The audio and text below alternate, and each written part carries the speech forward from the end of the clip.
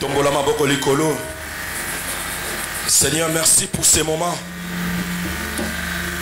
Père, nous sommes venus pour t'écouter. Parle tout un chacun de nous, nous sommes disponibles. Père, merci pour ces moments de la louange que tu es avec nous.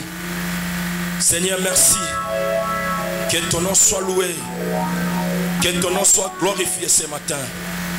Père, apprête l'attention, Jésus, de tout un chacun de nous ce matin. Père, c'est le moment que nous sommes venus pour que tu nous parles de ta part. Dispose tout un chacun de nous, Seigneur. Tout esprit de vol, de connaissance, distraction, Père, que ce soit ni le sens effet. Père, que toi-même règne à ces moments. Règne, Seigneur. Règne. Que nous disparons, Seigneur. Que tu règnes à jamais. Au nom de Jésus-Christ de Nazareth. Amen. Amen. Amen. Amen. Est-ce qu'on peut acclamer le roi des rois? Acclamons le Tout-Puissant. Merci pour ta présence. Merci pour ta présence. Ta présence nous a fortifiés. Merci Jésus. Acclamons encore le roi des rois. Que rien t'empêche la joie. Ce matin, laisse seul Dieu se glorifier dans ta vie.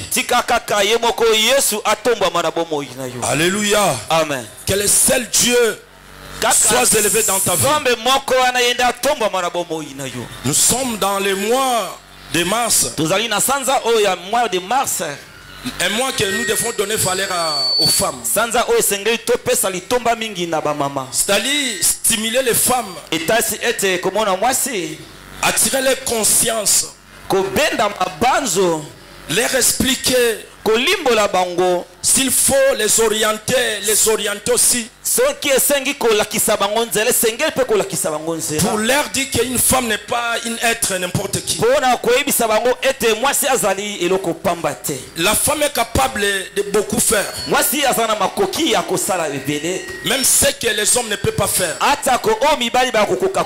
les femmes peuvent le faire. On peut acclamer pour la présence.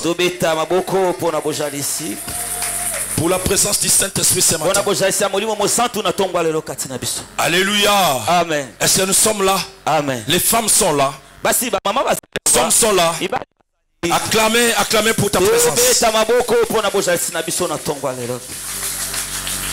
Nous sommes un dimanche de célébration. Nous sommes dans notre culte par excellence. Un culte qu'on se présente devant le roi des rois. Rien que par sa grâce. Alléluia. Amen. Rien que par sa grâce. Ni t'était sa grâce, sa miséricorde, on ne pouvait pas se tenir devant vous. Si aujourd'hui même je suis devant vous, c'est par sa grâce. Acclamons la grâce de Dieu.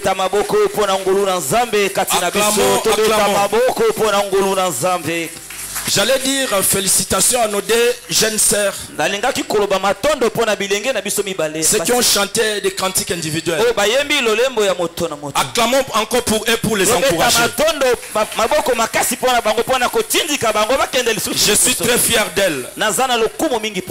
Alléluia. Amen. Il faut les encourager. Amen.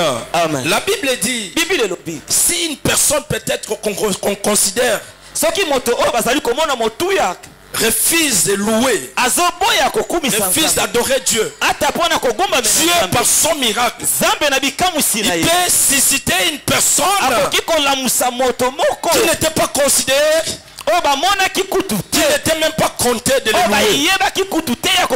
Parce que notre Dieu ne peut pas jamais manquer quelqu'un pour le louer. Il a donné même l'accès aux arbres. Feuille de les louer. Acclamons le roi des rois. Acclamons le roi des rois. Merci. Notre thème de ce matin, des bonnes œuvres n'a jamais été oublié.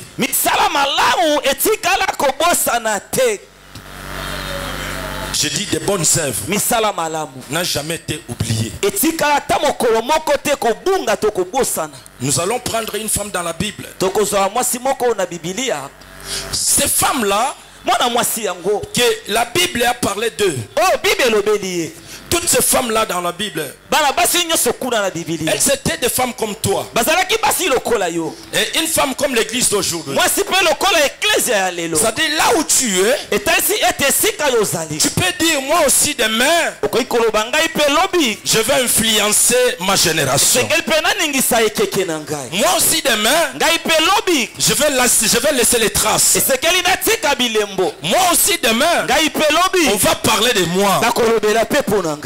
Est-ce que nous sommes là ce matin? Amen. Il y a un frère qui a chanté une chanson, c'est Sabidimbo. Mobali moko ayembaki tika bilembo. C'est-à-dire, toi qui es là, Etasi ete yo vanzi wana. moi je déclare que tu ne vas pas mourir sans Sabidimbo. Ngai na tatoli ete yo kokufa te ozanga kotika bilembo. Tu ne vas pas mourir sans laisser les traces. Kokufa te ozanga kotika bilembo. Dieu t'a appelé pour laisser les traces. Samba benga yo potika bilembo. Toutes ces femmes ici ont laissé les traces Bana basi nyoso baleka batika bilembo. parce qu'elles sont décidées dans leur vie de laisser les traces. Bamba te bazwaki mokano ya kotika bilembo na bobo. Toi aussi, tu peux laisser des traces en décidant. Yo pe koki kotika bilembo soko zi mokano. Ce matin, je t'appelle une femme si Sabidimbo. Bongo lelo na benge yo mwasi oyo kosengeli kotika. Est-ce qu'il y a une femme si Sabidimbo ici? Amen. Où sont les femmes si Sabidimbo?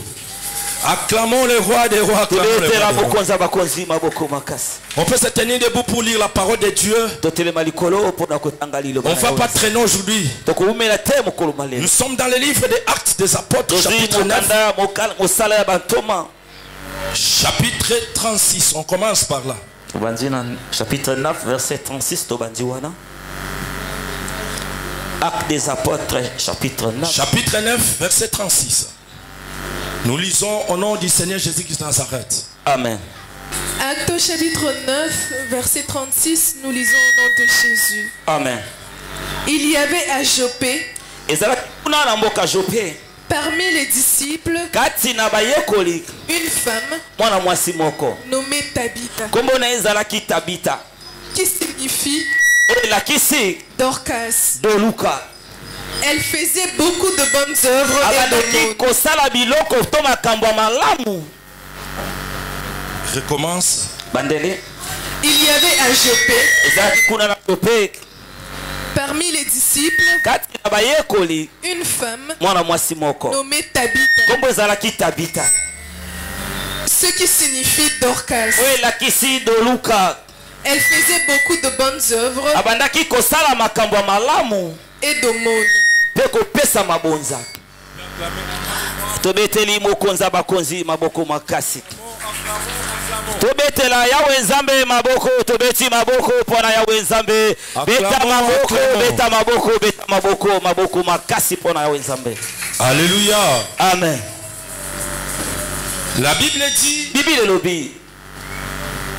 il y avait à Jopé, Ezalaki na mboka Jope. parmi les disciples. Kati na bayekoli. Il y avait à Jopé, Ezalaki na Jope. parmi les disciples, Kati na bayekoli. une femme nommée Mwana mwasi moko kombo ezalaki Tabitha. Tabita. Ce qui signifie Oh ndimbo nango ezali Dorcas. Toluka. Elle faisait beaucoup de bonnes œuvres Abandaki kosala misala pe makambo ya malamu et d'aumônes. pe kopesa mabonza. Alléluia. Amen. La Bible dit, Bible lobi à Jopé, na Jope il y avait une femme ezalaki na mwana mwasi moko parmi les disciples. kati na bayekoli. Est-ce que tu peux souligner parmi les disciples? Tia mondelo place bakomi kati na bayekoli. Tia mondelo. Ah, j'ai compris Iyo na sosoli que cette femme ke mwana mwasi oyo qui s'appelait Tabitha, o kombo ezalaki Tabita elle était disciple. azalaki pe moyekoli.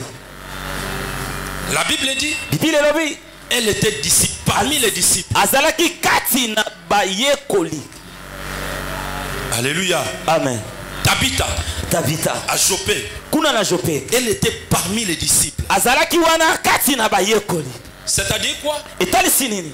Je n'ai jamais vu un disciple sans maître. Natikala komona moyekoli te azanga nkolo na ye. Chaque disciple a un maître. Moyekoli nyoso azana nkolo na ye.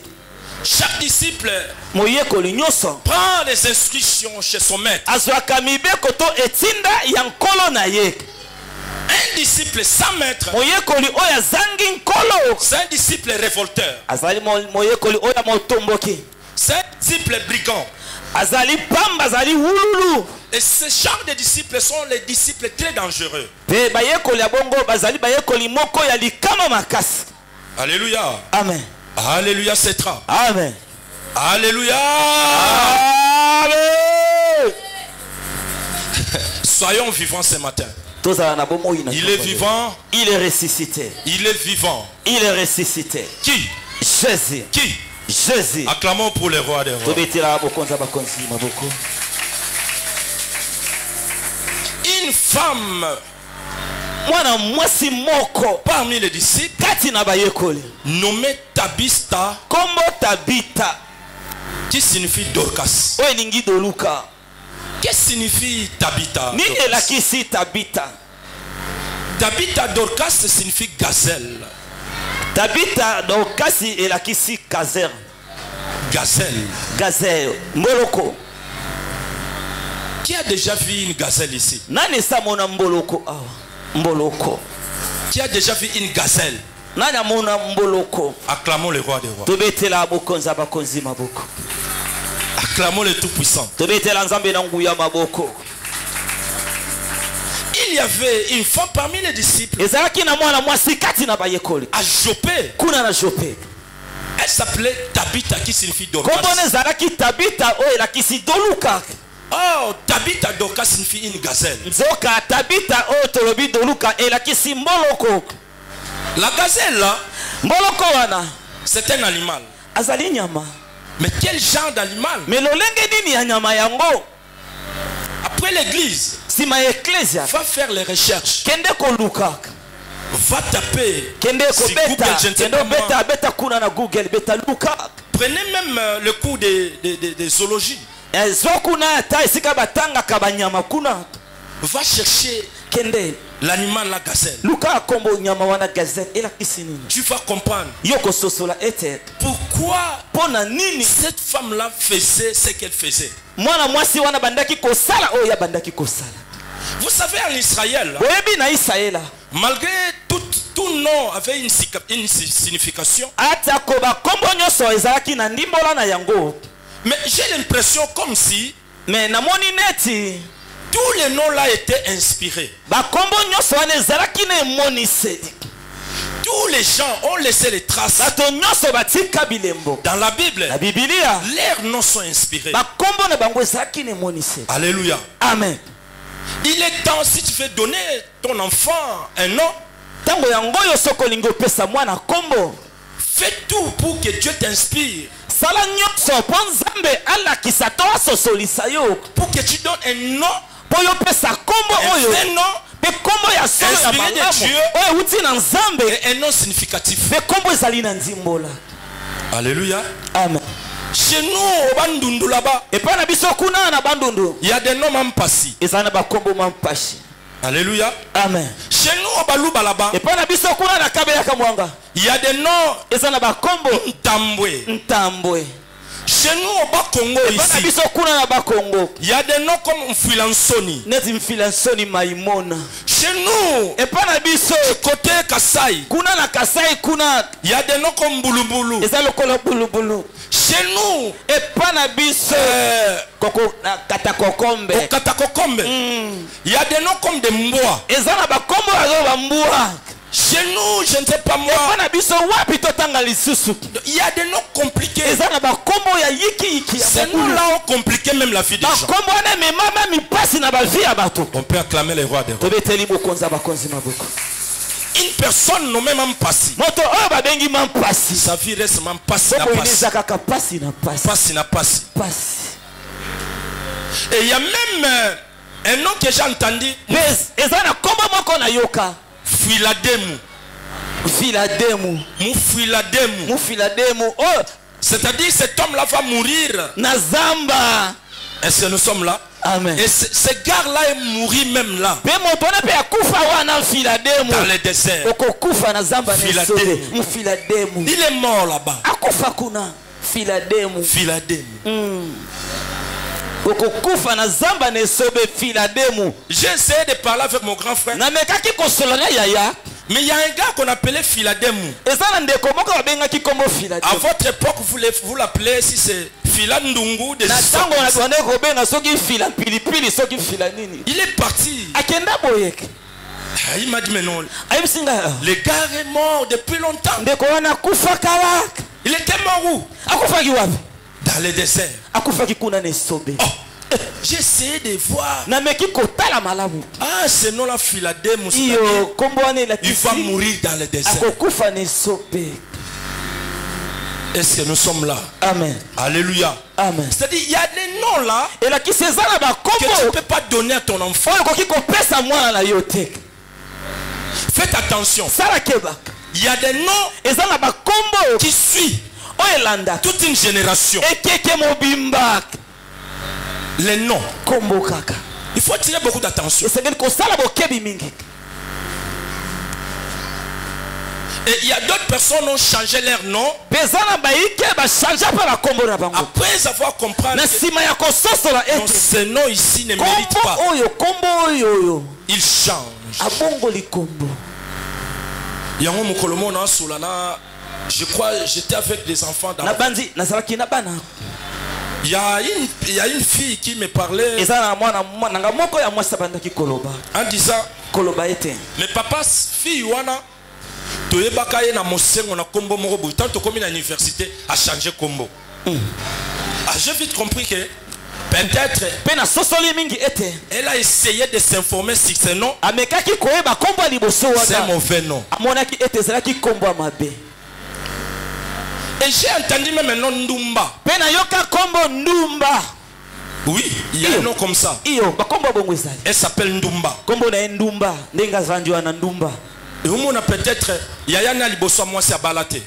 Yami bala balaté. Yami soto à balaté. Parce qu'il y a des noms comme ça donnés par parce que ça na ba kombo ya bongo ba pesa batu.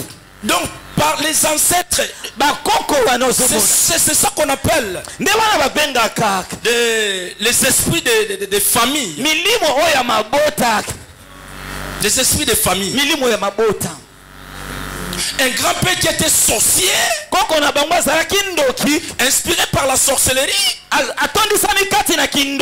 te donne un nom comme ça qui va te compliquer à la langue. Il faut tirer beaucoup d'attention. Un jour, sois là, reste calme. Essaye de discerner. Mais les noms cachés, d'où est venu ce nom-là? Alléluia. Amen. Tel que mon nom. Kamanda Mandefu. Ce sont des noms qu'on a. C'est-à-dire Kamanda. C'est un chef coutumier. Notre pépé. Le père de ma mère. Le jour qu'on faisait les pierres tombantes. C'est le jour que moi j'étais né. Alléluia. Amen. C'est-à-dire notre pépé était le grand chef coutumier. Kamanda. C'est que les Bambala chantent chef Kamanda. C'est lui là notre pépé. C'est un gars avec un grand nom. Et ma mère me disait pour qu'on puisse te donner ce nom là, pour que ma famille accepte, non, pour que tes pères acceptent, on avait donné une vache pour te donner ce nom là. Alléluia. Amen. Et Mandefu maintenant, c'est le nom de notre pépé, c'est-à-dire le papa de notre papa. C'est-à-dire il fit un baron, un grand patron. avec des grands camions, na mituka minene ebele, un polygame, moto na basi ebele, beaucoup de maisons, bandako ebele, beaucoup d'enfants, bana ebele, plus de 80 quelques enfants. abota bana koloba 80 na ntambu. Regardez le mixage des noms. Tala tala siko bosangisi bakombo wa. Kamanda Mandefu. Kamanda Mandefu. C'est-à-dire les DPP. Et tala si bakoko mibale. Est-ce que nous sommes là ce matin? Amen. C'est-à-dire, pour que les esprits de ces deux grands chefs coutumiers quittent dans ma vie, et ils étaient des chefs coutumiers, moi je suis serviteur de Dieu. Est-ce que vous comprenez? Amen. C'est-à-dire, et ils étaient des chefs coutumiers. Moi Dieu m'a appelé pour élever son nom. Moi Dieu m'a appelé pour que son nom soit glorifié. Moi Dieu m'a appelé pour qu'à travers moi toute une nation soit délivrée. À travers moi toute une nation soit bénie. À travers moi toute une nation prenne conscience qui est Dieu. Acclamons le roi des rois. Ça c'est le plan de Dieu. Avant que Dieu mette une personne dans son champ pour le servir, Dieu lui-même fait le choix. Dieu fait le choix. Alléluia. Amen. Alléluia. Amen. Merci pour ta présence ce matin parce que tu es le choix de Dieu. La Bible dit cette femme, Tabitha Dorcas, qui signifie une gazelle. Elle faisait beaucoup de bonnes œuvres. Et de son monde. Je vous avais dit, Dorcas signifie une gazelle. Une gazelle, c'est un animal ruminant. Alléluia. Amen. Un animal ruminant, c'est un animal qui a un dépôt dans son ventre. C'est-à-dire, les ruminants, il peut manger. Là, je parle des animaux ruminants.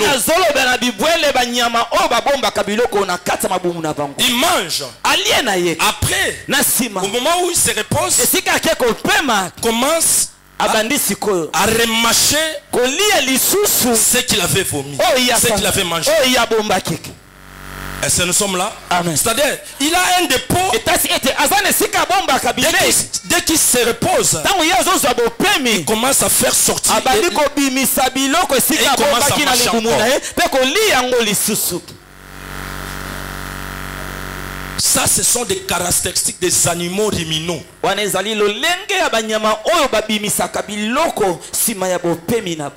ont l'air de peau. Alléluia. Amen. Est-ce que nous sommes là? Amen. Est-ce que nous sommes là? Amen. La raison pour laquelle Tabitha Dorcas faisait de bonnes œuvres. Parce que chez Tabitha Dorcas, Dieu l'avait doté de dépôts, de beaucoup de choses qu'elle donnait aux mamans veuves. Alléluia. C'est-à-dire faire de bonnes œuvres. Ceux qui font de bonnes œuvres, moi je crois que sont des choix vraiment de Dieu. Faire de bonnes œuvres n'est pas donné à tout le monde. Alléluia. Amen. Tabitha Dorcas faisait de bonnes œuvres sans caméra, sans radio, sans siffler, sans parler, sans dire même aux gens. Tabitha Dorcas faisait des bonnes œuvres. Femme, sois une femme. Sois une femme. J'insiste. Sois plus que Tabitha Dorcas. Tabitha là qui faisait de bonnes œuvres. Elle était comme toi. Alléluia. Amen. Alléluia. Amen. Tabitha faisait de bonnes œuvres. Abandaki kosala makambo malamu Tabitha. Tabitha donnait des aumônes. Abandaki kopesa mabonza. Tabitha n'était pas riche. Azalaki moto na bozwi te. Mais elle avait compris Kasi asozolaki ete que sa force était en faisant de ke bonnes œuvres makasi na ezalaki kaka kosala nde makambo ya malamu. et en donnant des aumônes. Mpe na kopesa mabonza. Pour faire de bonnes œuvres, Mpona kosala makambo ya malamu. tu ne peux pas être... Attends pas qu'on te nomme, je ne sais pas moi, ministre des finances. Olinga te ke batombola ozala mokonzi ne bombele mosolo to tombola soki nani te. Le paix que tu as là, Kaka moke oyo ozala ngo. 2000 francs, 2000 francs. les 3000 francs, 3000 francs. les 5000 francs, 5000 francs. tu peux continuer ou bien tu peux décider à commencer de faire de bonnes œuvres. Okoki mpe kozwa mokano kaka na 2000, 3000, 5000 francs. Ya kosala mpe makambo ya malamu. Ceux qui est fidèle aux petites choses Oh bazali fidèle na makambo ya mike. en seront aussi aux grandes choses. Bakozala mpe bongo na makambo ya mike. Celui qui n'arrive pas à partager, à manger avec des gens, Oyo azokoka kokabola to kolia na bato les te. 2000 francs qu'il a, Ba 2000 oyo aza nango. mais au moment où il va toucher 10 000 $, Ntango ya kozwa 10 000 $. ça sera un peu difficile et compliqué Ekozala pour le faire. pasi po ya kaba. Alléluia. Amen. Alléluia. Amen. Cette femme Tabitha Dorcas Mwana mwasi oyo Tabitha faisait de bonnes œuvres. abande kosala makambo ya malamu. Cette femme Tabitha Dorcas Mwana mwasi oyo Tabitha ne voulait pas, elle ne permettait pas voir une personne souffrir. abande kolinga te mpe amona te mutu konyokwama. Dès que Kaka tango elle entend ye une personne qui souffre, aye kaka moto kuna azonyokwama. elle se prépare Amibongami pour aller l'assister. mpona kokende kotala moto azonyokwama. Je crois 2 jours passés, Nabanzi ete mikolo mibale eleki je me reposais. nabandaki kompema. Il y a une sœur qu'on a évangélisée ici. Eza na ndeko mwana mwasi moko toteki sango malamu. Elle est toujours busy dans ses affaires. Aza kaka na kati ya misala maboko na ye. Mais je continue à parler avec elle pour la gagner. Me nazokende kote ya ye mpona kobenda ye kati nilanga na nkolo. Je crois que cette fille-là, Nabanzi ndeko mwasi elle wana va suivre ses messages. akolanda mate ya oyo. Elle m'écrit la nuit vers Akomeli nga na kati ya butu 19h30. na ba 19h. Papa, Papa il y a un gars eza na ndeko mobali moko qui m'a demandé de l'assister. oyo lukinga na tala ye. Mais vous savez quoi? Me boyebi eza nini? Le gars là m'a fait trop mal. Mobali wana asalanga mabe mingi. Il m'avait proposé, Abetaki nga to pesaki nga elaka kobala. après Na sima des temps, na sima mbula to mikolo le gars ndeko mobali a yango abusé. abebisi na ye. Et moi je suis parti. Benga na kei Lui aussi il était parti. ye pe azwi nzela na yake. Et moi je travaille. Nga nasalaka Mais kasi aujourd'hui il m'a écrit lelo akomeli ngai si je peux l'aider. soki nakoki kosunga ye. Est-ce que vous permettez que je puisse l'aider? Est-ce okoki kopesa nzela mpona sunga ye? Je dis moi je connais pas vos relations. Nayebi te boyokani na bino lolenge ezali. Mais Kasi- comme conseil, Kasi lokola ntoli aide-les. sunga ye. Alléluia. Amen. Aide-les. Sunga ye. Non papa, Te papa. ce gars-là m'a trop fait du mal. Mobali wana asalanga mabe mingi. Il m'avait humilié. Amonisanga pamba. Il m'avait humilié Amonankinga pamba. devant ma famille Liboso bandeko nanga. et devant les amis. Pe liboso bandeko pe baninga nanga. Je dis écoute, Na biyoka. comme conseil, Lokola toli aide-les. sunga ye. J'ai reposé la question.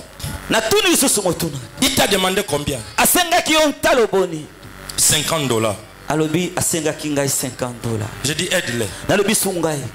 Alléluia. Amen. Alléluia. Amen.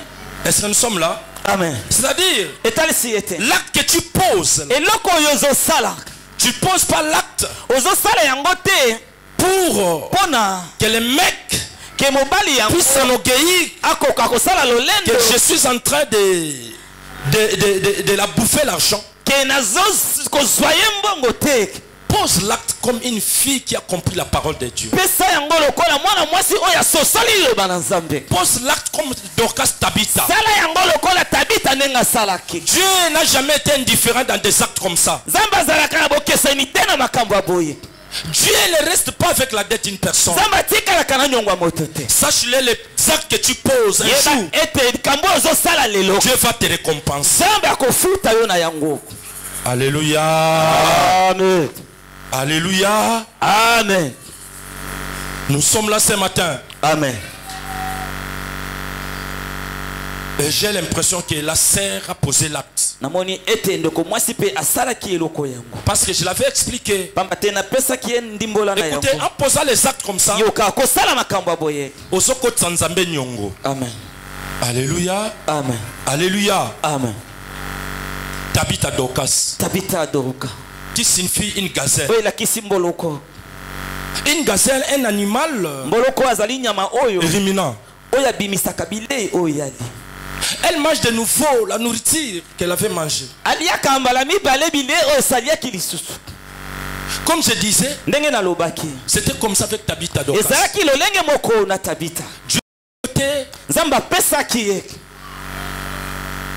Dieu l'avait doté de dépôts de bonne foi pour commencer à aider les gens. C'était son ministère. Dieu l'a appelé pour ça. Dieu l'avait mis au monde pour ça. La mission de Tabitha Dorcas, c'était d'aider les gens. Lisons le verset 37 à 41. Qu'est-ce qui s'est passé dans la vie de Tabitha Dorcas? Lisons un peu. Qu'est-ce qui s'est passé? En faisant de bonnes œuvres. Est-ce que réellement Dieu regarde les bonnes œuvres? Est-ce que Dieu résiste aux bonnes œuvres? Est-ce que Dieu permet de bonnes œuvres? Mon frère, ma soeur, il est temps de poser des actes. Il est temps de poser des actes de bonnes œuvres. Une fois je prêchais dans un deuil de notre sœur. Je dis ceci. Mais pourquoi nous sommes comme ça? On a toutes sortes de uniformes. Que tu sois membre de la famille ou pas. Dès qu'il y a un deuil, tu poses question. Bakola ta uniforme à couleur ni. So yoki kage sala ya rouge. Ouais sala ma papa on a sala nango. C'est-à-dire yo osawana bibembe nyoso ya njili, bibembe nyoso ya ngaba, bibembe nyoso ya lemba, bibembe nyoso masina, bibembe nyoso ya kisenso. Yo ozanga kate poza na ba uniforme bibembe nyoso. Ata ya famille na bango te. Ozana ngo. Ozana pe membre famille te. Et puis bato ndengana nde ba welela ka cuisine. Bien de falamba. Tellement que ça a une uniforme. Moi je peux pas comprendre exact. Et qu'on a vu ce monde lambate. Aye puis là ba komba bato famille wana. Ça ka ba bengi mami akomi. Ya kangi. Ya mami. Boni. Bien. Boka moka na kidiba ya mami a comprendre pas yebi asimbi ce téléphone. Na sac. Dès que asimbi ce téléphone na sac. Atali ka boy. Ba mona été. Nzambe nangai akenda katasa yenye akei na saki abatu na telefone betela Yesu maboko makasi ba cri de joie bazana ba uniforme ya bibembe nyonso ya bandal. Alléluia. Amen. Okabe Julienne tokuta na commune uniforme ya eza couleur nini oya nguba ya nini ya nguba ya couleur nini ya kola maye kola ya manga lokola ya fer oto latala ebemba balungu yangwana vraiment yangwana. C'est-à-dire si azo tuna bongo azape membre famille te Yesu sineza akendeka wana après ba melimo eloko bale eloko pilipili avant wana susineza iba nini aiba saki na téléphone. Betela Yesu maboko makasi, betela Yesu maboko makasi. Makambo ezo salama na Kishasa nde yangwana papa yangwana ba bonne œuvre yangwana misala bango ba komi ko sala na misala ba komo sala nde yangwana akotika penza misala na ya se sacrifier. Et puis asala pena agenda. Lobi tozana na commune. Bongo lobi tozala wapi? Na tozana matete. Bongo lobi kuna. Na makala. Bongo lobi. Na ngiringiri. Yango na mona mukolo mona atala ka vidéo mona moni ba jeune fille moko ba luwaka bango po ba ya rolela. Bazali. Si bo mona eloko ndenge wana. Bazali papa, balela na Tabita Dorcas baleli bibembe. Mais que affection nos yango wapi ya rolela kokwa bato yebite. Mawa oyo zwango wapi mawa wana euteli yo wapi otangisi pe na manya miso azobaluka pe azokuya na mabele mutu ngo oyebi ete bwana ye mboka moko te oyeba kutu ata makambo asala na vite eloko kuta kufeli oyebi ozoza courage akolela boye ndenge nini ayaya tika kolela bona zolelisa pe bato mosusu apesi bango posa kolela mais faut baza ba courage et puis bazo louer bango pe donde ça so ba pesi bango ka mbongo mawesa nini eyeli yemba la moko apango si pinzoli ya sanini akei ya zaza wa ba ko kepe na kwa mo abi lelo to leli trota bongo wane bemba kolela mingi mukolo koko ndengo na tokelele basota ko so buka na nzoto so ka sa jeune moi jeune fille moi jeune ale ba bona ne trop to komi bomela nini betela Yesu maboko makasi tolela ka moke po asia kola koko mobi wana ba Tabita Dorcas abibembe betela Yesu maboko makasi 37 à 41 37 Tabita Dorcas. Acte chapitre 9 versets 37 à 41, nous lisons au nom de Jésus. Amen. Elle tomba malade malade esimbi Tabita en ces temps-là na tango wana et mourut. pe akufi. Après l'avoir lavée, na sima ko sokola Tabita on la déposa dans une chambre haute. bamemi ye na chambre ya likolo. Comme Lyde est près de Jopé, lokola Lyde ezalaki pene ya Jope les disciples, bayekoli ayant appris que Pierre s'y trouvait, bayoki ete pe lazapete lazalaki kuna na Jope envoyèrent 2 hommes vers lui batindi bato mibale kuna kobenga Pierre pour le prier de venir chez eux sans mpona tarder. kobondele aye epa na bango makambo ekwei. Pierre se leva Pierre atelemi et partit avec ses hommes. pe akei elongo na bato wana. Lorsqu'il fut arrivé, ntango petelo akomi on le conduisit dans la chambre haute. bamemi ye na chambre ya likolo. Toutes les veuves l'entourèrent en pleurant basi nyonso oyo bakufeli mibali bazingi ye mpe bazali kolela et lui montrèrent les tuniques et le vêtement mpe batalisi ye bilamba oyo que faisait Dorcas pendant qu'elle était avec elle. oyo Tabita bandaki kotala ntango azalaki na bomoi. Pierre fit sortir dans le monde, Pierre abimisi bato nyonso se mit à genoux afukami et pria. mpe abondeli Puis, mpe se tournant vers le corps, mpe abaluki atali Tabita ebembo elali il dit, mpe alobi Tabitha, Tabita lève-toi. telema. Elle ouvrit les yeux afongoli miso et ayant vu Pierre, mpe ntango amoni petelo elle s'assit. afandi Il lui donna la main apesi ye loboko et la fit lever. mpe atelemisi ye Il appela ensuite les saints abengi mpe basantu et les veuves mpe basi oyo bakufelaki mibali et la leur présenta. mpe abembe atalisi bango otala Tabita yeyo tobeteli yawe nzambe mabo Et la leur présenta vivante. mpe amemeli bango yeyo ya bomoi. Betela Yesu maboko makasi. Maboko makasi ngo zo betango bien te betela Yesu maboko makasi. La Bible dit Bible elobi cette femme mwana mwasi qui oyo faisait des habits, oyo abandaki kotonga bilamba Tabita Dorcas, Tabita adoluka qui signifie une gazelle, elakisi mboloko elle tomba malade, akweyaki maladi elle mourra. mpe akufi. Est-ce que motomoko azokanga? Amen. Elle mourra. Akufi. Tabita Dorcas Tabita adoluka mourra. akufi. Après, nasima on le prend, bazwi ye on l'a lavé, basokoli ye on l'a déposa dans une chambre haute. bamemi ye na chambre ya likolo. Écoutez, Yo kaka à l'époque, na ntango wana dans des maisons de na sacrificateurs, ndako ya bato mimbeka il y avait des chambres hautes. ezalaki na bachambre ya likolo. Aujourd'hui, même en Israël, lelo ta na israel aka partout même à Dubaï là-bas, bisika nyonso kuna mpe na dubai vous allez voir bokomona ete au-dessus là, il y a un truc comme ça là monté, qu'on a écrit, qu'on a construit sur la maison. na likolo wana kuna na bandako likolo makasi bokomona esika moko boye basali lokola mwa suke moko ya likolo makasi. C'était des anciennes constructions ezalaki betongeli oya qu'on appelait des chambres hautes. C'est-à-dire à l'époque l'ancien sacrificateur voulait parler avec Dieu, il montait là-bas. Mais aujourd'hui là, les chambres hautes que Dieu nous a léguées dans la nouvelle alliance n'est plus ces maisons là.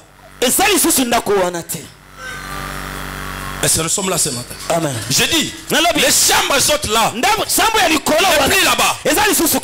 Prenons par exemple, aujourd'hui, il fit ton malade ici. Pour prier, pour elle, il faut aller chercher une chambre haute.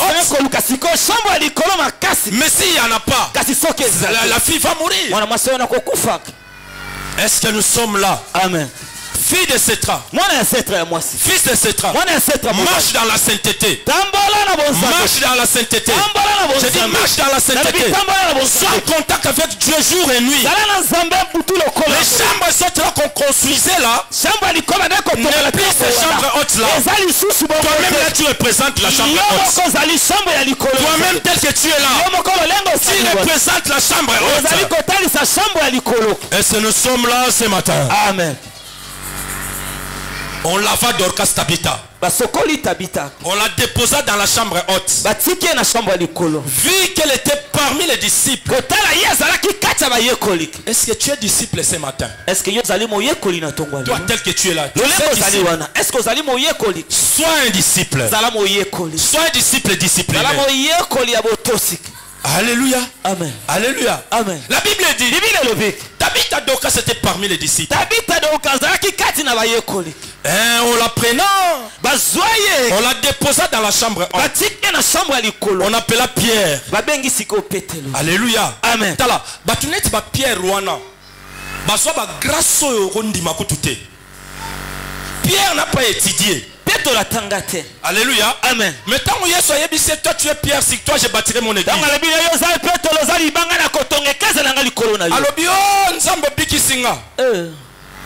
Est-ce que moto moko comprendre nga? Écoutez les gens comme de Paul. Yango so botangi même mona Pierre a commandé écoute belete. Est-ce que moto moko kanga? Amen. Tala makambo Pierre a commandé au Paul a comment? Paul a commandé makambo soki sakabato. Est-ce que moto moko kanga? Amen. Paul a commandé makambo chaka mobulu. Est-ce que moto moko comprendre? Amen. Mais Pierre, vu qu'il était pécheur, toi je bâtirai mon église. Peut-être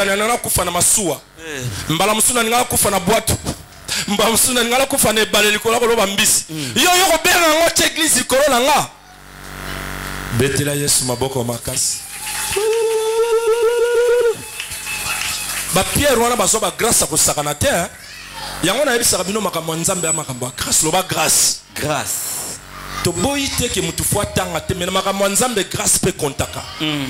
Alléluia. Mutu neti Pierre pena vi na yezala ki mbisi na mbisi solo mbisi na vi ya Pierre na ndenga ko sakana te 4 heures ne bale mais nzamba bengi abisi toi je bâtirai quoi? Mon église. Yango somona esprit wana zalaka nango ya koloba mbisi wana ala longa tuna Yesu abina alanda o sima kolanda na kozwa nini? Na kozwa nini? C'est-à-dire esprit ka ya pêche. Esprit ka ya cop. Yango somona même ba pasteur belé ba coopérant. Oka un moiseau le la pena na table yango bo frandini nango bo cha. O frandini. C'est-à-dire un pasteur coopérant a un esprit ya ba mive ya ba masaka ya ba saka masangwa teka na wenza ya nini ya hindu ya wenza hindu pasteur coopérant c'était la Yesu maboko makasi wa cri de joie. Pierre Petelo atunyabi awanga na alanda na oswani suka na ngo izani na oswani yango mona mukomso fashaki mape Yesu azongeli pêche na ye tout wana kel batala ka bo Pierre ye wana aso péché ni mutakala. Est-ce que mutu moko aso comprendre nga?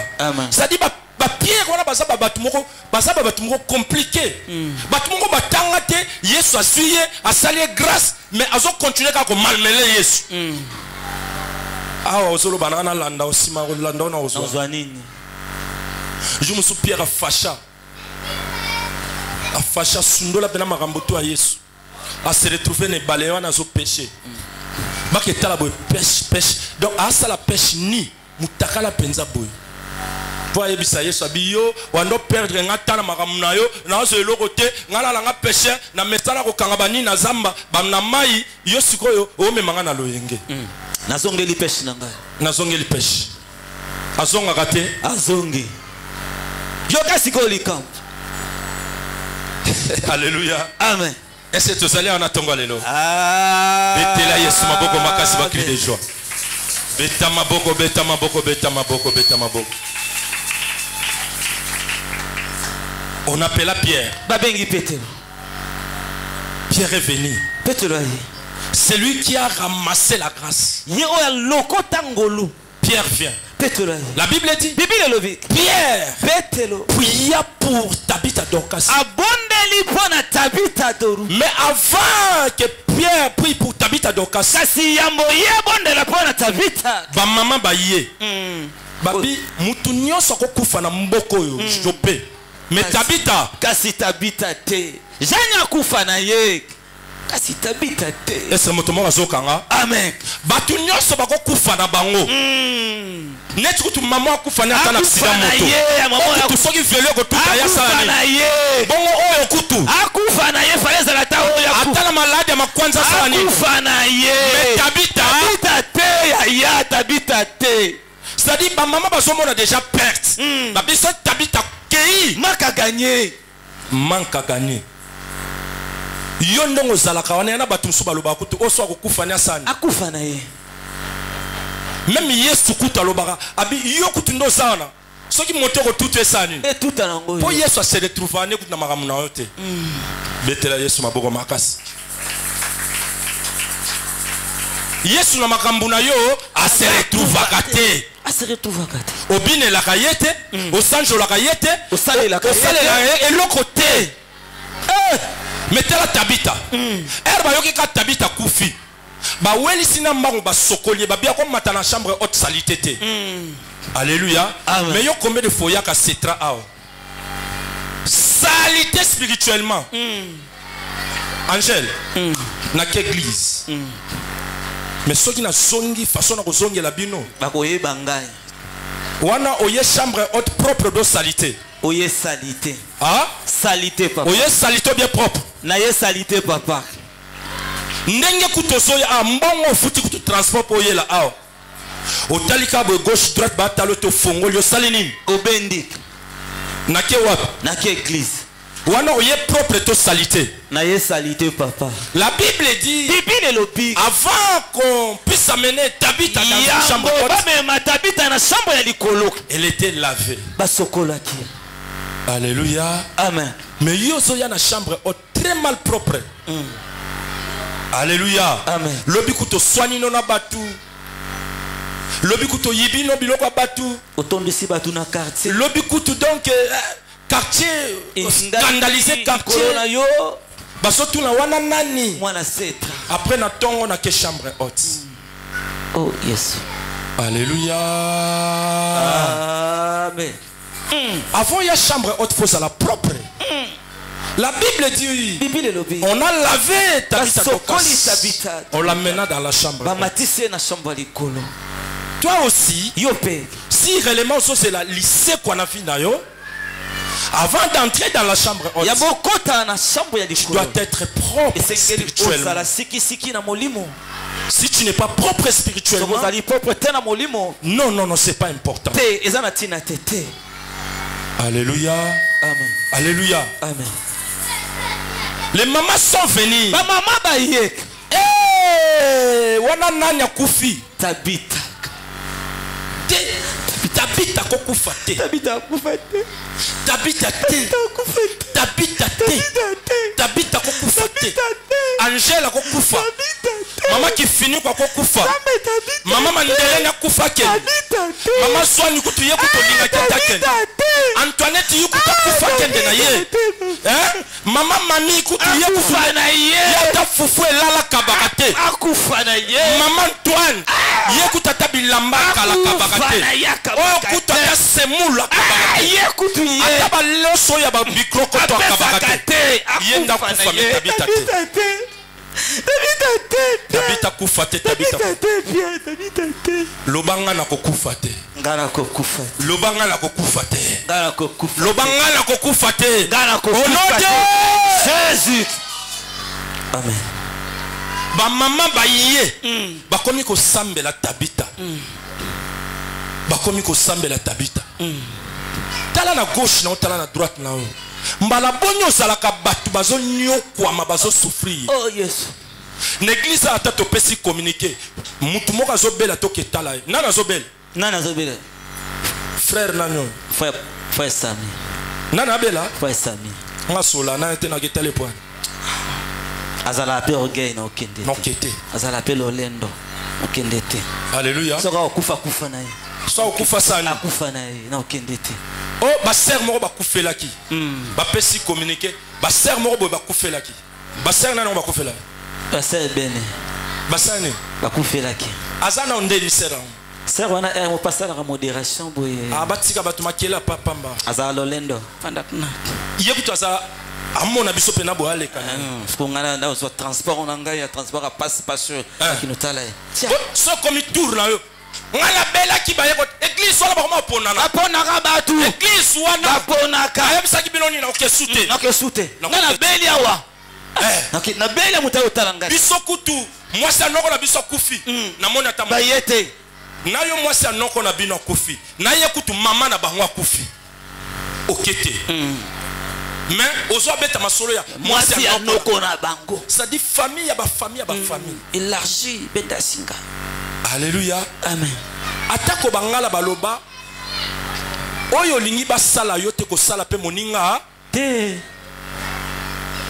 oh frère moko akufeli frère moko akufeli to chata ba 1000 francs to ke ko tala ye fona père alobini frère nana akufeli to cha combien yo ba yebisa que frère François akufeli yo ka yete ce qu'on a ça to chaba 1000 francs oh ah oui na zongo wapi ata 1000 francs sana ngote na zongo wapi 1000 ce que swinga bayana bango te ozomona siko yo siko na comportement ya ndengo na ta Yesu azoloba ya sala nini akufa Covid bandela po yana batu musuba wabna Covid bandela susu ya sala nini akufa po na mona kiloko itombe zate est-ce que moto moko azoka ngana tongo lelo amen ba mama ba ye tabita kokufa te akokunda mate et la Bible dit et puis Bible le pique Pierre est venu ayek il pria abondelik moi ça c'est quoi kate asekwe est-ce que vous allez en tongo lelo amen Tabita Dorcas asekwi la Bible dit Bible le pique Pierre la présenta vivante et la memeli bango ye abomoi alléluia amen Pierre la présenta vivante amemeli bango ye abomoi voyez pourquoi Tabita ne pouvait pas mourir et ne pas ressusciter voyez pourquoi nini Tabita sengela kufa te perse quoi donc yenga zawana Tabita kokaki kufa te ki akufi pena keipe bakundie te tellement de bonnes œuvres les cahiers lokola misala malamu eleka misala malamu elekaye ba mama ba biso ki mwana mwasi wa kei biso bilamba musuto kozwa wapi ce matin que Dieu te donne un cœur là ce cœur de faire de bonnes œuvres. Qu'est-ce qui t'empêche de faire de bonnes œuvres? Qu'est-ce qui t'empêche? Qu'est-ce qui t'empêche? Quelle mauvaise foi! Non! La Bible ne dit pas que Dorcas donnait des parcelles. Maputa oyo andako tongela ba mama wana. Est-ce que ça qui ba super? Est-ce que ba lobé ça qui super tu ça qui ba bani hollandais? Te ba mama ba yekolela la mama wala tisaka biso bilamba. Tikete yo moto na tongo lelo sunga ka batu nzamba bakisa yo ebele. Amen. Mbale bele to salaka oka. toza na mwa événement to manifestation au moins eza na ba maman mususu ba na besoin la tali puta membongo exact mais so ko 15 000 osombeli maman li puta opesi oko perdre nini tala tabita dorka saye ko c'est quoi likolo ya maputa o anda ko tongela basi peut-être ando pesa bango pe bizoba zoba azwi ndambu ya oyo na ndambu ya oyo na ndambu ya oyo atongi essentiel asala nini apesa bango bolamu. Mais toi tu le fais pas pourquoi? Mais yo sala ka bolamu te pona nini? Moi si a setra na yoko yebiso na tongo lelo.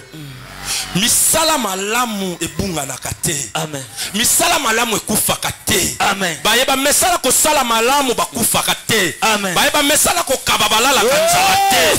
Bayeba mesala ko kababasala kate. Tikete nzamba peso molima ko kaba. Nzamba peso molima ko sala malamu. Nzamba bakisa yo ebele. Yesu ko o continue pe ko pesa ebele. Amen. Alléluia. Amen. Amen. Ah, soto bi dim. Au moins la dim ba 500 francs. Au moins peut-être vous compter dim 2500. Oh, dim 2500 église ça va te belé boy. Dim 2000, ça dit la église on nzamba salakate. Église on nzamba salakate. Alléluia. Amen. Ah wande to ça ah nzamba salakate. Asalaka. Ngana ke pese dim nangindi ça eh. Lobia ya na costume asika. Esangita déjà na bakisango. Ko perdre no kutu tante ba costume kutu eza garde-robe tonda. Musuku na la tarate. Non, tu ne donnes pas les dîmes, la dîme. Te ozo pesa moko na j'achète des costumes. Non. Pour somba kazaka te. Pour que Dieu te bénisse. On zamba pambola yo. Alléluia. Amen. Est-ce que Dorcas tangando pesa biloko na eba qu'un jour akokufa pe ba maman na ba ya ko bonde la pona eba ko ya olela po ya c'est quoi? Te ayeba kite. D'ailleurs, Bible solo babo. Tant que maman n'a pas souri la peau de Dorcas Tabita, elle était morte. Elle était dans la chambre haute. On est sa coufine et battu dans la chambre à l'école. Tant que bien à Pierre, est-ce que Tabita doit comprendre que maman va s'accouler à l'eau pour nanga? Te misala. Yusro zalaka bongo. Ce qui au PC le roé balobi yote, ba kumisi yote. Au moins moi na moi siona, mon commission na au PC fou. Na au PC soutien. Poani. Pas lobité. Mais n'engue ni ngam na pesa ke fou foalia. Atangi kutu kombo na ngate aketanga ba kombo ya bato ba pesa kata mi. Alléluia. Amen. La Bible dit Dorcas faisait des bonnes œuvres. Tabita bana ko sala misala malamu. Des bonnes œuvres. Misala malamu. Mutu moko azotinda yete. C'était sa mission. Wana ndezala ke tinda na ye. Quelle est ta mission? Etinda no ezani na sena. Yako panza. Quelle est ta mission? Etinda no na sa mo ezani. Quelle est ta mission? Etinda na yo ezani. Ah, mais moi obike na kamwa ki jour moko na ville na linga na bima na moni garçon mo azo sokola ba beki na kini ah ba beki azo sokola za nini habité boss asomba kango apesa ka handicapé ah place na zaki na bi ah yango mona batu musubo mona ba ona ba église te asambela ka nil part. Mais nzamba pambola kae. Et c'est pour ça comprendre. Amen. Ayak église te. Asambela kate. Mais nzamba pambola ka misala na ye. Et c'est pour ça landa. Quelqu'un bisoto yebi ka sambela kate. Mais asomba ka ba beki, asombi ba vélo, akepe sa ba handicapé. Ça m'a touché. Et beti saki motema nanga. Ça m'a touché. Et beta kingara motema. Oh. Na obe nani ngala bima pina na tuni. Wana ni na yebisa ba beki. Ok nango apa ebelebo o boss nde muta sombaka ngo apesa ngo be handicapé na ba vélo na bi bosomo na combien de personnes mutu na mutabi aibi kota simbela ka nzambe est-ce que mutu mo zo comprendre nga moto na moto aibi kota simbela ka nzambe nzamba tikala na nyongwa moto te. Quelle révélation. Dorcas Tabita aya ko sekwa pona bilamba wa pesa ba veuve non. C'est-à-dire yando simba nzambe kaka wana. Akela église te me azui eloko apesi babola. Akela église te moni mutu azobela apesi mbongo azui traitement. Ese moto ndengo wana nzamba ko tika misala na ekufa te.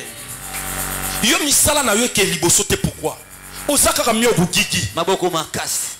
Te tina nzambe kaka miogo kiki tina église miogo kiki tina quartier miogo kiki tina bamatanga miogo kiki.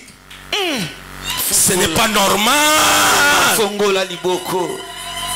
Betela Yesu maboko makasi. Betela Yesu maboko makasi. Tabita ndo sane be fort à danger ta. Alamuki kaka. Nebite mwana mwasi wana. Do akepenaka na wenza sombili puta. Aya tongi. Mama mo ofanda ka boazu ya sanini apesi. Ah mama nzamba pambula. Lobi mama nzamba pambula. Lobi kuna mama nzamba pambula. Bongo tango bayoka ki Dorcas akufi. Matanga ekomi international. Mboka mobimba. Ese motomo kazokanga. Matanga nde matanga ekomi international. Nani Dorcas. Nani Tabita. Wana nani Tabita. Il faut c'est quoi Tabita te. Soki nzamba sa nzambe asala nini Tabita c'est quoi Tikete na tongo lelo nzamba sekuisa libota na yo. Amen. Yo muto sala kamalamu na tongo lelo nzamba sekuisa misala na yo. Amen. Alléluia. Amen. Siko basi ya bongo tokozwa bango totanga na proverbe 31. Version na bino nyonso boye biango. Tangana verset tangana proverbe 31 tangana 10 ya pamba Bible zolobami. Dorcas Tabita akukufa te. Basi tala bobi mwasi sora lelia mwasi sora lobi nzamba yo kaka. Ese motomo azokanga. Amen. Mwasi sora lobi nzamba sala kanini ayoka batu basala ke Tabita Dorcas aseko ezaki basi to mibali ba mama. Ese ba mama bazali awa. Amen. Ba mama bazali awa. Amen. Soki ba papa ba kendaka ese Tabita linga sekwa te ba père ba bata ba jolongo loba ba père bata ba jolongo ba père bata ba jolongo alati kiloto kansasa azo brosser nzoka komi wa akoma déjà na kapela. Betela Yesu maboko makasi mama ya sutra. Mais papa pia botana papa pia place wana mona ki wana ti azaka nzinga asa wana oka kuna ba benge to monye na kapela ali yangu ngulu abima erni tongo na couper. Betela Yesu maboko makasi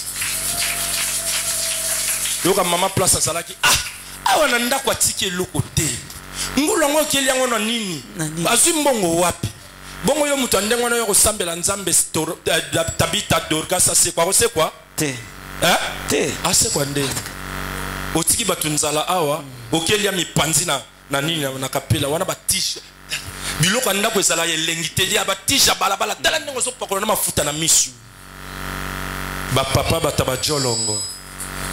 Alléluia. Betela Yesu maboko makasi ba cri de joie. 10e verset. Proverbe 31, 10. Nous lisons au nom de Jésus. Amen. Qui peut trouver une femme vertueuse? Alléluia. Alléluia. Amen. Alléluia. Amen. Alléluia. Amen. Est-ce que Tabita peut être une femme vertueuse? Qui peut trouver une femme vertueuse? Est-ce que ma femme vertueuse vous allez wapi bango? Kaka mi bala pamba. Mi sato kaka. Mine. 5 seulement. Vas-y. Koba. Elle a bien plus de valeur que les perles. Ah! Yaya. Interprète. Ok. Pesanga micro. Au kiti micro nanga pona nini papa? Ingénieur. Alléluia. Amen. Yaya, faut aller là micro kiti en point. Vas-y. Qui peut trouver une femme vertueuse? Nana koki kozo moi c'est malamu. Elle a bien plus de valeur que les perles. Azala motuya mingi koleka ver. Bandela. Bandela. Qui peut trouver une femme vertueuse? Mosango ye nani oyo kozo moi c'est malamu. Elle a bien plus de valeur que les perles. Aleki motuya mingi koleka. Koleka nini? Koleka nini? Bandela. Bandela bazolanda te bazolala. Qui peut trouver une femme vertueuse? Nani akoki kozwa mwasi ya malamu? Elle a bien plus de valeur que oyo les eleki perles. motuya koleka biloko oyo ezali kongenga kobweta Bandela. bandela lisusu babandi kopusana. Qui peut trouver une femme moto vertueuse yango ye nani oyo akoki kozwa mwasi ya malamu bien plus de valeur que les perles? oyo eleki motuya koleka biloko oyo ezali kongenga ezali kobweta bandela lisusu. Qui peut trouver une femme vertueuse? moto yango ye nani oyo akozwa mwasi ya malamu Elle a bien plus de valeur que oyo les eleki perles. motuya koleka biloko oyo ezali kongenga ezali kobweta.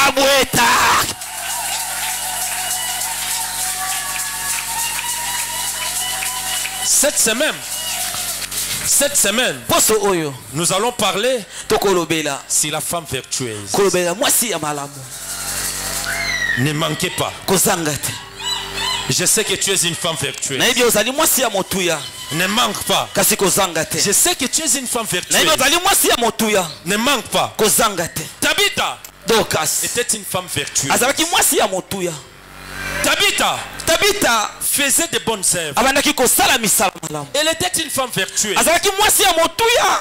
Tabitha s'est sacrifiée. abandaki komipesa mpona kosala misala malamu. Mais qu'est-ce qui te manque pour le faire? ezozanga yo nini posala Qu'est-ce qui te manque? ezozanga yo nini Ce matin, tonga lelo que Dieu te donne ses cœurs. zamba pesa Ce motema wa matin, tonga que lelo Dieu te donne les cœurs plus que de zamba Tabitha. pesa motema Que ce koleka matin, tapa Tabitha tonga Dieu lelo te donne un cœur. zamba pesa Ce motema matin, tonga lelo que Dieu te donne un cœur. zamba pesa motema de Tabitha. ya koleka ta ya Tabitha. Commence à faire de bonnes œuvres. banda kosala misala malamu. Yaya misala malamu ekobundela yo. Amen. Misala malamu ekosekwisa libota na yo. Amen. Misala malamu ekosekwisa bana na yo. Amen. Misala malamu ekosekwisa na mosala na yo. Amen. Misala malamu ebunganaka te. Amen. Bato bamesala kosala misala malamu bakufaka nzala te. Amen. Yango mona bakoko na biso balobaka bana mitinda bakufaka nzala te. Soki bana bitinda bakufaka nzala te. Boni bato basalaka misala malamu. Boni. Alléluia. Amen. Omoni babengani na nzala na ndako wana na mama Angèle. Problème ni babengani na ndako. Garantie silaki? Garantie silaki papa. Bofanda na ndako nanga awa. Boya kofanda. Bofanda na ndako nanga 5 mois. So bo suis garantie bo sanini. Okay. Obie loko tindi ke babenga ba kotso na ndako wana. Misala misalama malamu. Misalama malamu. Révélation. Bamoni openza bo lipute pasuka. Babengi wala nani? Wana sœur Olga. Liputa na mone bien te bobenga ya. C'est quoi na za poli? Ya problème ni. Papa liputa kaka moko oyo donc navandaki na sete na tele me pasuki. Jani pesa fongo la valise nanga pesa liputa wana. Bazuka elamba na basali nini? Ba pesa. Obi pourquoi ba pesa elamba wana? Misala malamu. Misala malamu. Continue ko sala misala malamu. Amen. Yekola ko sala misala malamu. Amen. Linga baningo salaka na bango. Amen. Comment na ka batu pamba te? Amen. Comment na ka batu pamba te? Tabita bato bayaki ko luka yepo asekwa ba ya ko bondela nzambe asekwa. Obi ke soki Tabita minimizaka bango na ndimi te ke lwana Tabita ninga sekwa. Yana batu musuba zakazo pesa muteloko zo loba maloba mabe. Soit ngana yebi ko tuteso mukoni na ngoyo kosunga nga musana bino konyoko la bato. Non pesa katika na pesa. Soit kaka. Na peso ka pona peso. Opesi eloko motukiye. Azolia azolela. Azolata azolela. Akoma la ko banga lata leka kote na yo. Pokoloba. Posoki na soka ba mon ta lolenda pamba. Suna pesa kayango. Tala taba misus. Ope moi c'est tala. Makambo ndenge wana. Makambo ndenge wana. Alléluia. Osombel moninga moi savon elongengengi. Asekate. Yoko sekate longwa. Qu'est-ce que kuna? Sona sombela ko savon na te. Sona sombe a ozaki ba mbuma nzoto mobima sona sombela ko savon na te. Ese mbelongengi.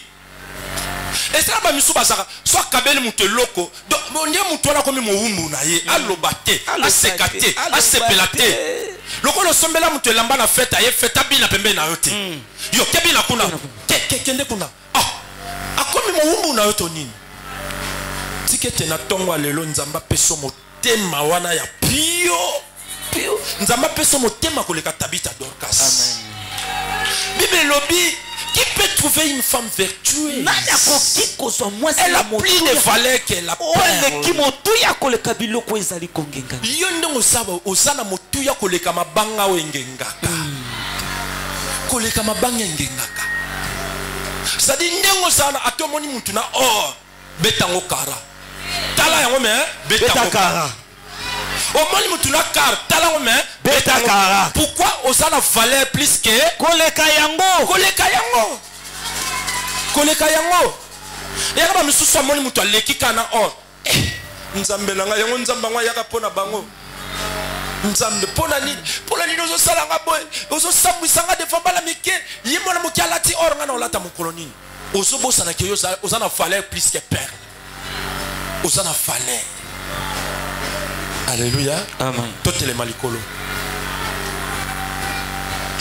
Lo sambo zo sala na tongo alelo. Ozo ebisa nzambe.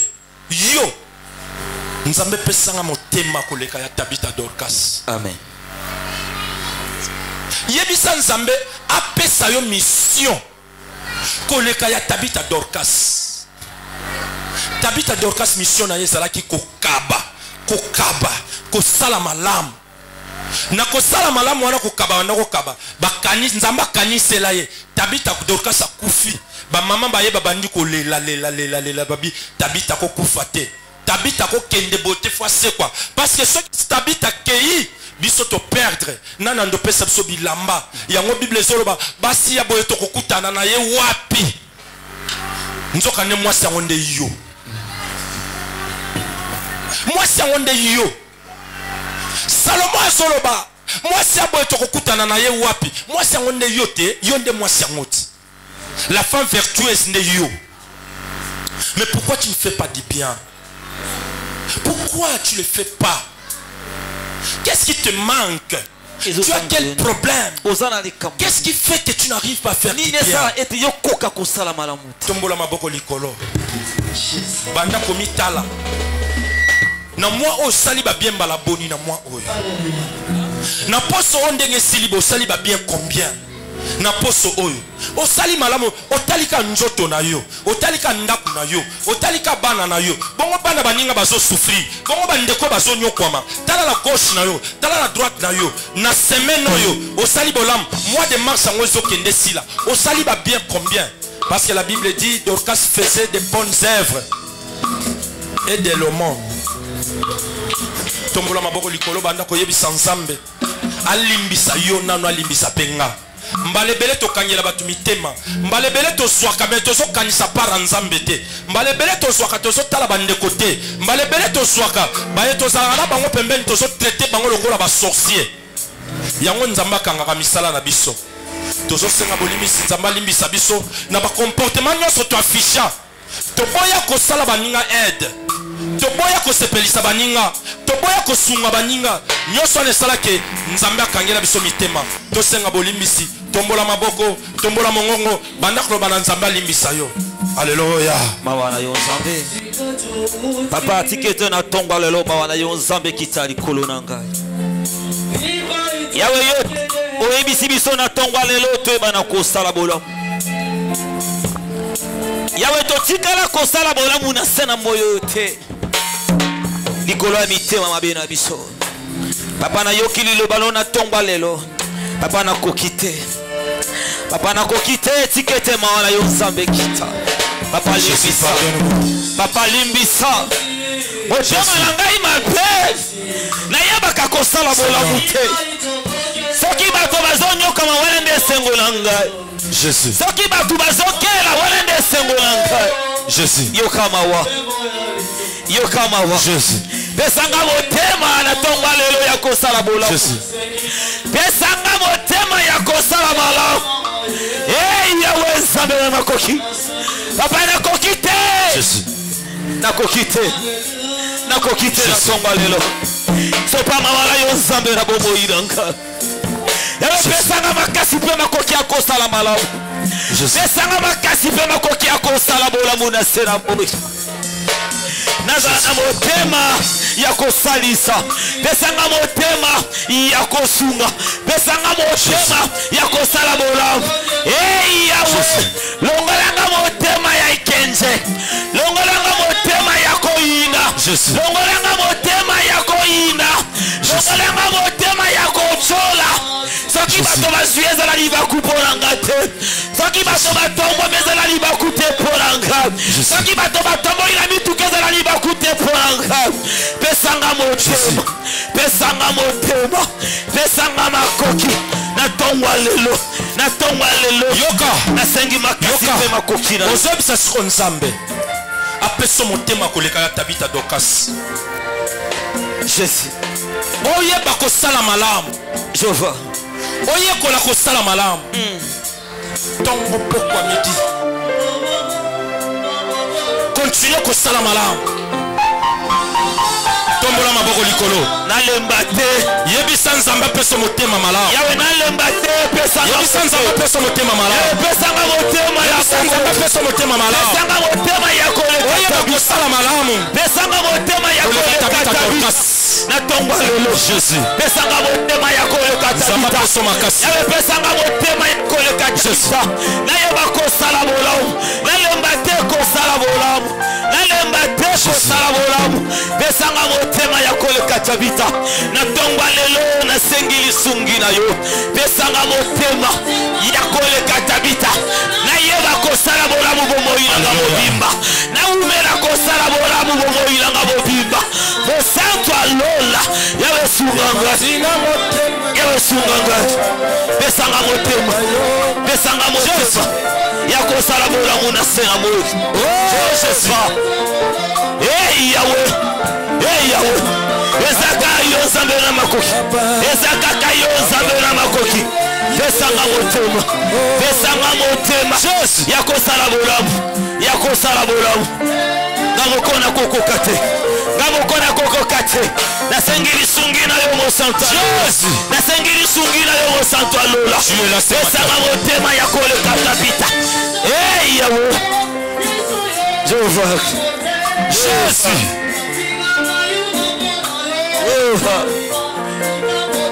alléluia Jehova Jésus gloire à Dieu Jésus pesa makasi mpe makoki nayeba kosala bolamu nalemba te kosala bolamu bomoyilanga mobimba nalemba te kosala bolamu bomoyilanga mobimba na makasi nanga nakokoka te nasengi lisungi na yo mosantu alola yawe